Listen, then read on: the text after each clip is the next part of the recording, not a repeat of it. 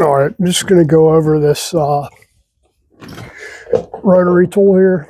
What I got is it's just a import copy of the Fordham tool.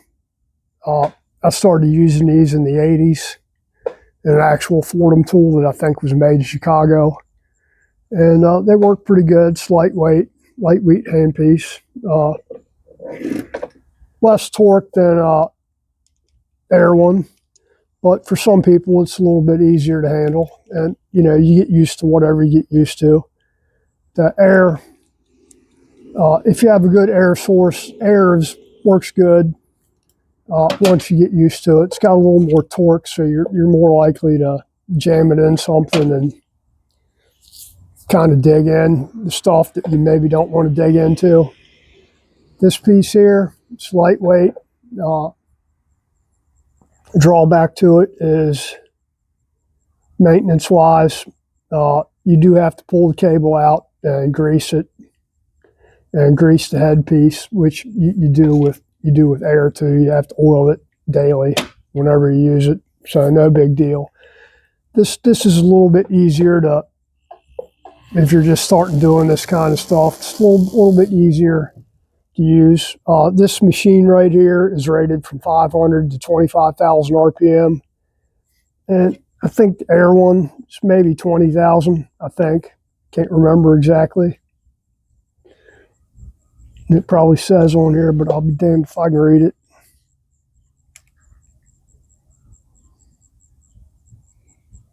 So anyway, I just had to replace the cable on this one. It broke. You can see right there, I was using it, it snapped right off here up towards the end of it. This is the handpiece end. So maintenance-wise, the cable on this is left-hand thread. So you'll have to unscrew it there.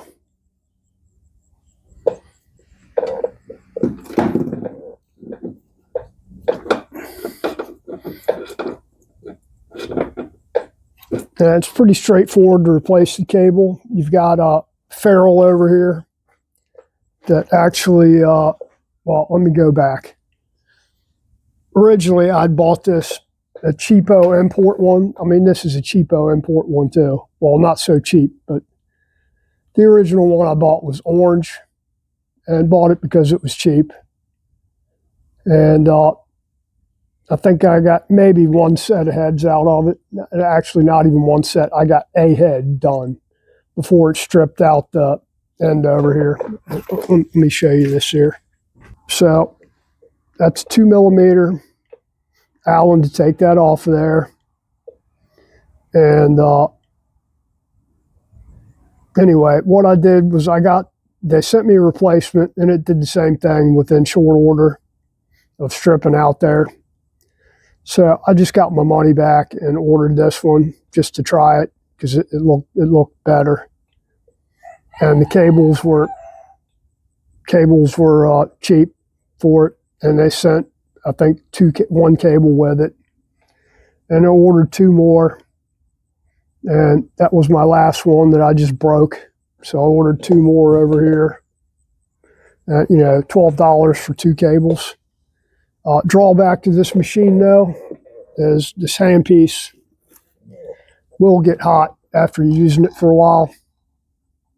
It'll get pretty warm, like hot enough that you can't really touch it. So at that point, it's best to just put it down, stop, and go do something else while it's cooling off. No big deal.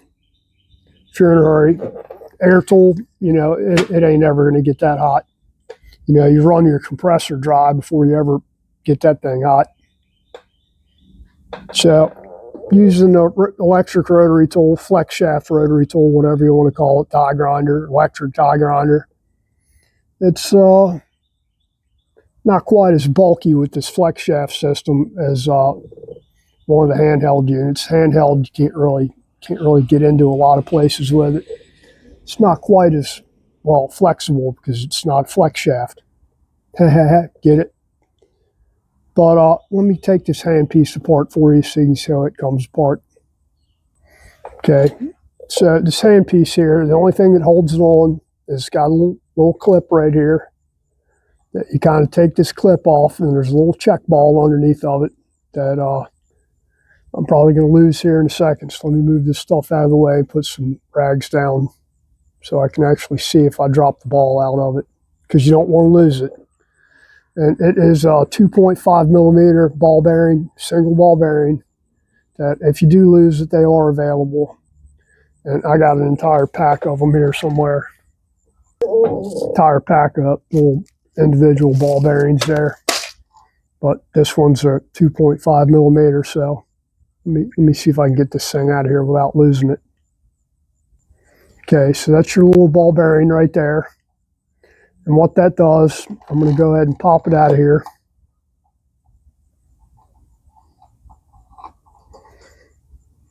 And set it over here so I don't lose it somewhere.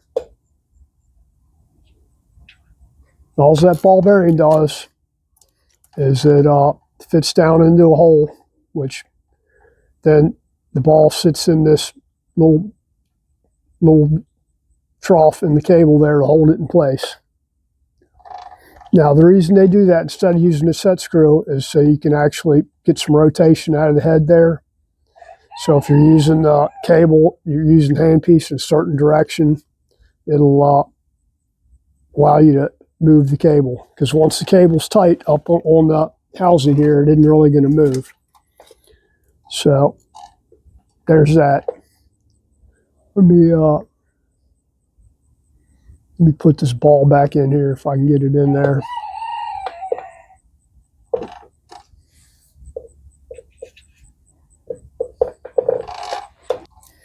Then we just need to run that clip back over top of that bearing. And this is a tricky part because you got to kind of lift the clip up to go over it while you're holding the cable in place to get the clip back over it.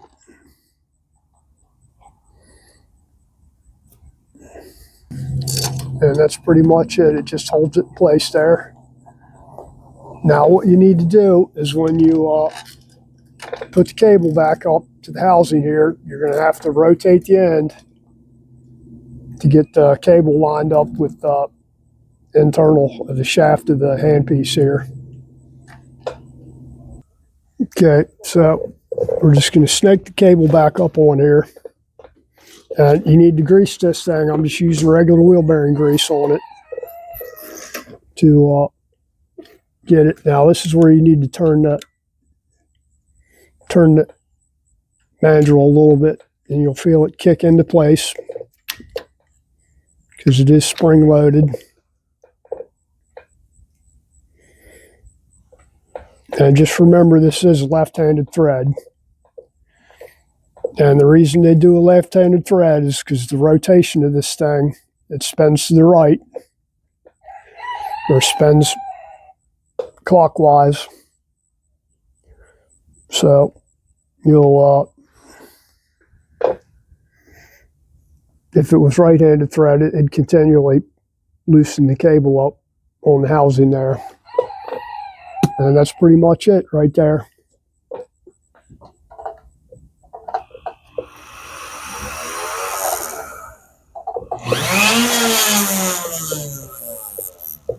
So keep your cable greased up, and I'm going to work on this head for just a little bit to make sure everything's okay.